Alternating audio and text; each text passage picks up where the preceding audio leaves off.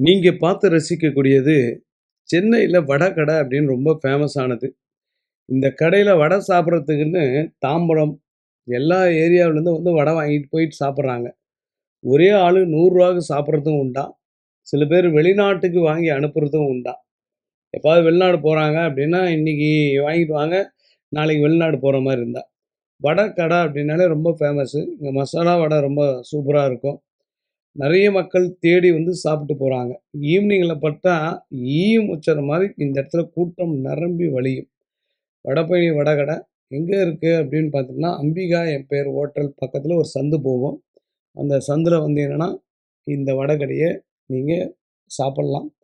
Taste அவ்வளோ நல்லாருக்கும்.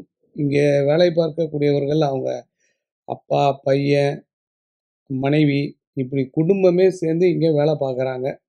இது வாஷிங்டன் வரையும் போயிருக்கு அந்த வடை.